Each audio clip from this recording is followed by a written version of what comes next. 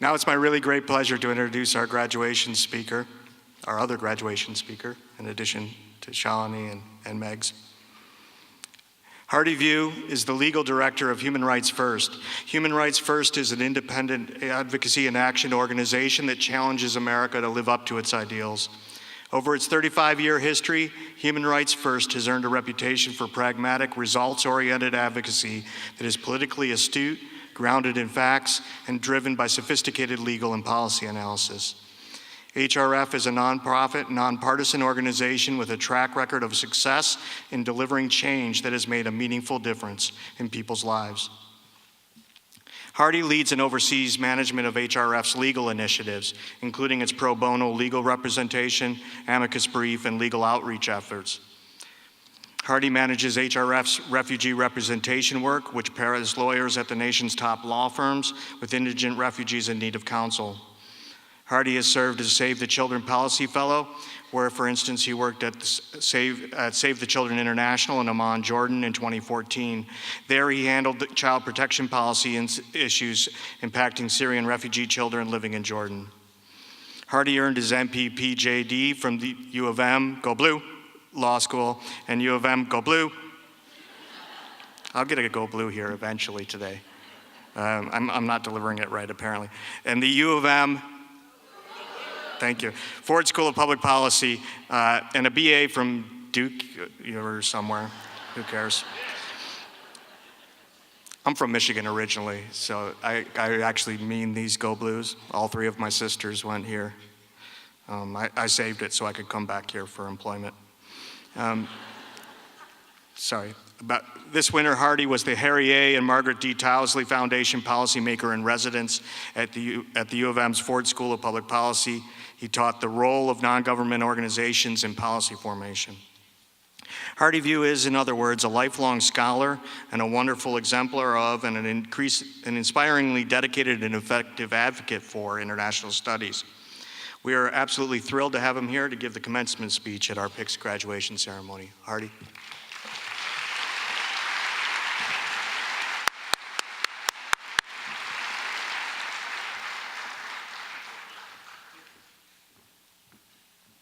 Shalini and Megan, I have a copy of my resume, if I can give that to you afterwards.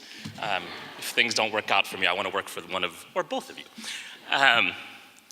Okay, so being invited to deliver a commencement speech is a unique experience. It is at once flattering and exciting, yet daunting and uncomfortable. You need to be memorable, not trite. You need to be funny, but impart something wise and useful. Most importantly, you need impeccable timing so that you stop speaking before your audience stops listening. So despite the chaos of emotions that giving a commencement speech incites, I highly recommend it because it forces you to be uncomfortable and work through that discomfort deliberately. You, the graduates, arrived on campus nervous of those moments of discomfort when you didn't know what you were going to do or what was expected of you, like trying to navigate subplans or the 6-semester language requirement. And yet, you did it. You may have stumbled occasionally as you toil through the grueling Ann Arbor winters. You no doubt worried about a grade or two, wondered why it often felt like you had more questions than answers, and on countless occasions probably said to yourself, I sure hope my parents do not find out about ... You might have even been afflicted with imposter syndrome at some point. But here you are. You made it. You are here today because of grit, late nights, early mornings, failure, resiliency, and perhaps at times a bit of luck or homage to your deity of choice. And your friends and family members, the cousins, the aunts, the uncles, the siblings, the grandparents, and the parents who supported you and gave to you, who cajoled you and provoked you, who forgave you and helped you forgive yourself, they too are victors. They helped you complete this journey. Don't forget that. So generally speaking, people do not like to be uncomfortable. We develop tactics to minimize or avoid discomfort. For me, and maybe some of you graduates, my approach was to identify tools and follow a checklist to ensure that I took the steps necessary to achieve my goals. As a student, I took the classes that I needed to take to graduate. Check. I pursued the summer internships I was told to pursue. Check. I went directly to law school after undergrad because my immigrant parents believed that's what one should do. Parents, not disappointed. Check. When I came to Michigan, many of my peers joined journals. They worked as summer associates at law firms and sought prestigious clerkships with judges. I did the same. Check, check, check. I checked things off my list, but I did not really pause to think about what I was checking off and why. At the time, I felt like I was deliberate, as if I was executing a plan, but as I later discovered, that wasn't quite true. I was in process mode, simply marching down a checklist, and one that certainly was not unique to me. I, like so many of my peers, was a man on a very prescribed, linear mission. One of my steps on that predictable linear mission was to clerk for Judge Richard Mach, a federal judge in Denver. I was his legal assistant. Now let me be clear, I don't mean to suggest that my clerkship was an invaluable experience. It was not an invaluable experience, it was quite valuable. In addition to being a twice over University of Michigan alumnus, Judge Mach is an excellent judge. He presided over a litany of cases, including those of the two men charged with the 1995 bombing of the Oklahoma City Federal Building. I got to work on that case, and the judge challenged me every day. He constantly made me uncomfortable with probing questions, complex analysis requests, and demanding routine. He is also one of the first people who made me think deliberately. On the last day of my clerkship, the judge asked me, "Did you get what you came for?" I had never thought about that question. I must have looked as confused as I felt because he tried to clarify, saying, "You had goals in coming here, right? Did you meet those goals?" As I took the time to deliberately think about what I had hoped to gain out of the clerkship, I realized that I had gotten what I came for.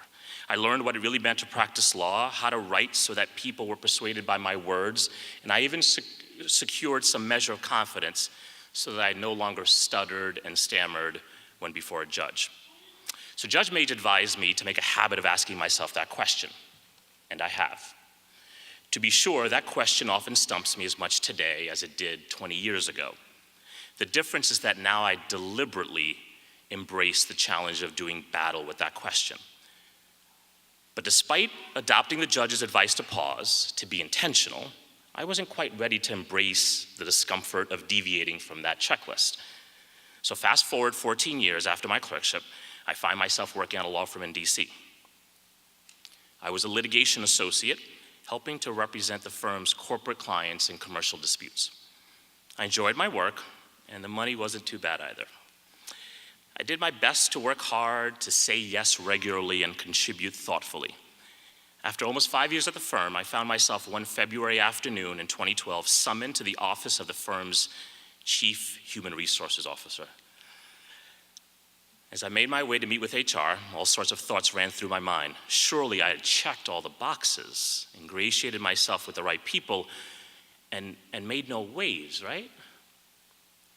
Within minutes, I found out I was laid off. While the firm loved my work, I was expensive and had not done much to bring the firm new clients, a deadly combination for a for-profit law firm. So how did I get here?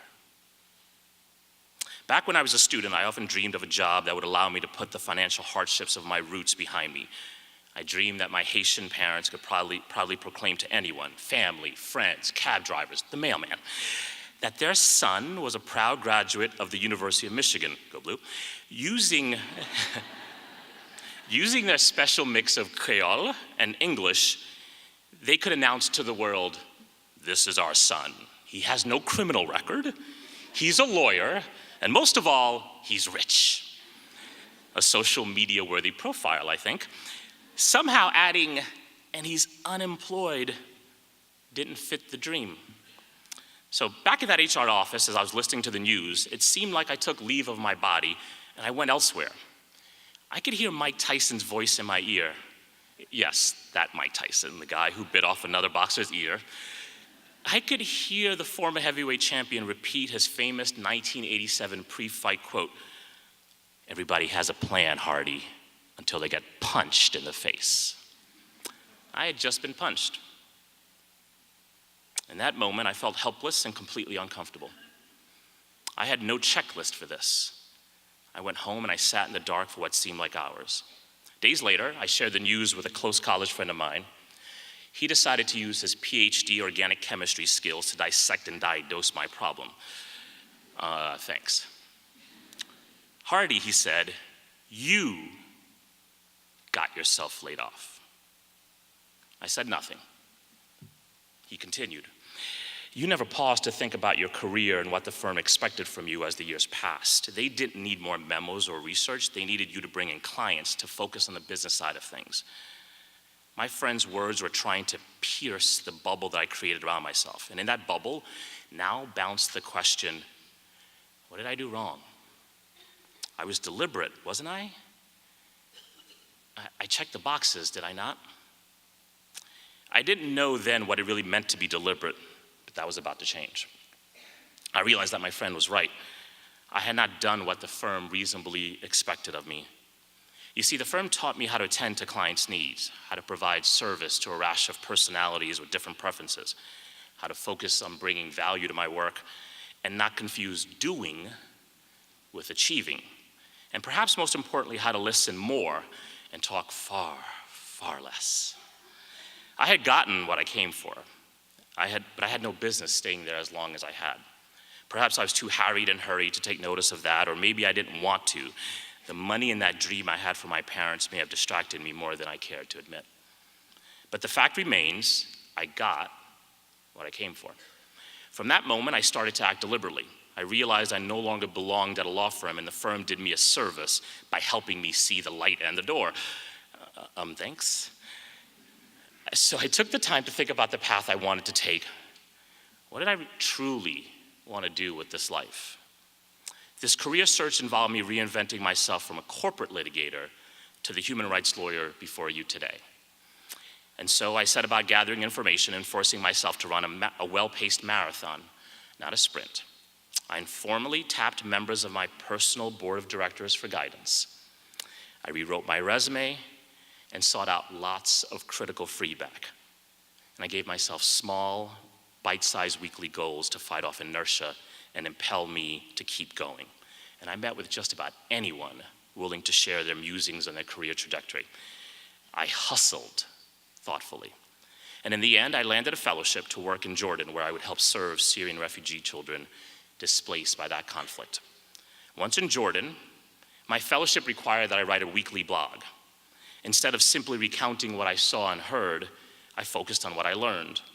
I forced myself to write each blog so that there was a clear lesson, a clear takeaway. And doing so helped me begin to make sense of what was surely senseless. The scads of children not in school at the refugee camp. The adults not able to secure gainful employment to provide for themselves or their families. And of course, the uncertainty that lingered over the heads of all displaced Syrians beset by a circumstance not of their own making.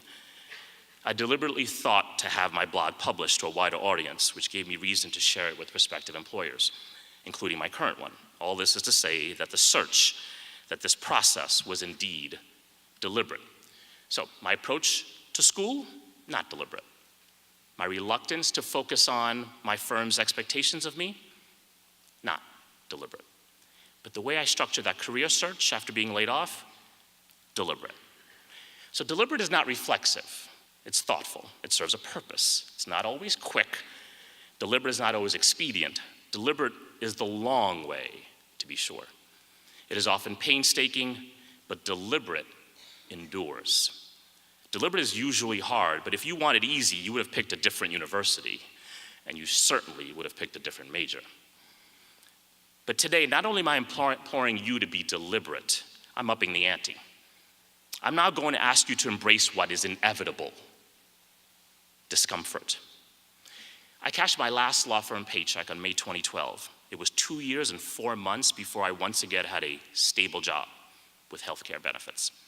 But by embracing the discomfort of my situation, and trust me, it was uncomfortable, I now find myself in a job I love in a field I'm passionate about, serving those who have had to flee their homes because of persecution. When I talk about embracing discomfort, I do so because I know moments of discomfort are coming. Life fully intends to make you uncomfortable. In fact, many of you have already likely been uncomfortable. So getting comfortable with the uncomfortable is a way to play offense. 25 years ago next month, I sat in your seat, full of fear. During my 4 years of college, I lived in fear of disappointing my parents, who met in America, eventually found stable jobs, learned the language, and found a way to move from public housing in Brooklyn to a home in Queens. Though neither finished high school in Haiti, they are without question the most brilliant people I know. They supported me in all the ways one would expect, but with that support came a large degree of pressure not to disappoint them, and that took its toll on me. A couple weeks after graduation from college, I decided that I would fund my own professional school education. Doing so, I thought, would surely relieve the pressure. I told them of my decision just days before moving to Ann Arbor. They were not at all thrilled. But the deed was done. I assured them I was grateful for their willingness to support me financially, but I got this. Deliberate discomfort? Come on in.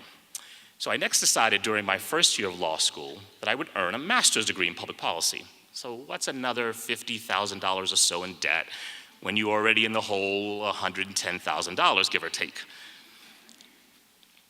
I then spent the next 3 or so years finding the most exquisite ways to make my joint degree journey as complicated and painful as possible. That's a different speech.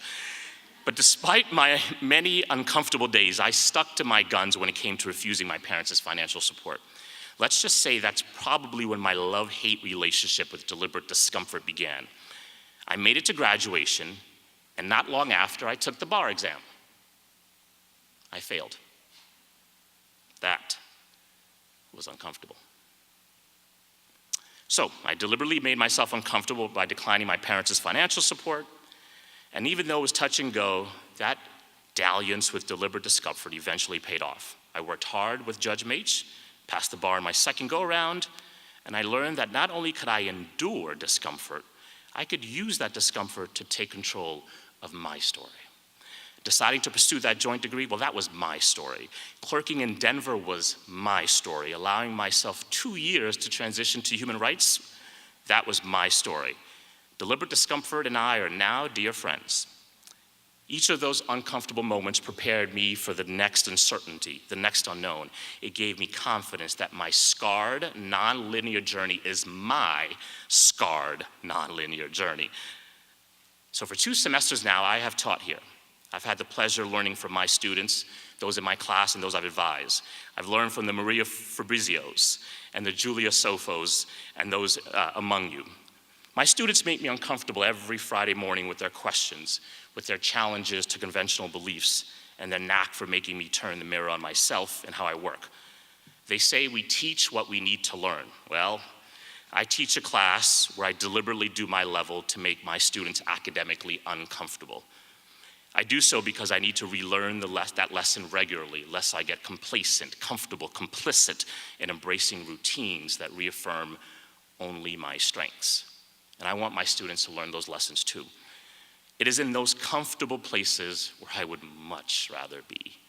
And left to my own natural tendencies, I would inhabit those places. I would live in those places. But I would not thrive there. I would not grow there. So I want all of you to be uncomfortable, and I want you to go to that place deliberately, regularly. I want you to be deliberately uncomfortable because I want you to learn how to find the sound of the genuine within you. And when you find that sound, I want you to listen to it. That is your North Star, not social media, not me, not a checklist, not what they aspire for you to do. Advice is what we ask for when we already know the answer but wish we didn't, wrote feminist author Erica Jong. Seek advice, but select from that advice critically. I want you to be deliberately uncomfortable because you need to be nimble enough to navigate this world of ours, where problems do not come to us in neat packages. They are all too often messy, incalculable, intractable, often with no right answers, and yet life will test you on them, fairly or not, time and again. I want you to be deliberately uncomfortable because our world is beset by myriad intractable problems. Nearly 28 million children worldwide are forcibly displaced by violence and conflict. Almost half of the world, over 3 billion people, live on less than $2.50 a day, and over 800 million people worldwide do not have enough food to eat. And more than 750 million people lack adequate access to clean drinking water. These problems need heroes. Our world needs heroes, not the kind that spring forth from Krypton or Wakanda, but the kind forged in Weiser Hall, on the Diag, on State Street, on Hill, and on Thayer. Heroes who are mortals, who possess the sort of fear that drives them to deliberately seek discomfort. I want you to be deliberately uncomfortable because many times our destiny is not of our own choosing. Do not run from that unexpected moment of discomfort. Muster the courage to embrace it. When your destiny, whatever it may be, comes calling, you will be uncomfortable. You will be afraid, but it will be your destiny, and you will be ready to face it deliberately. Go Blue.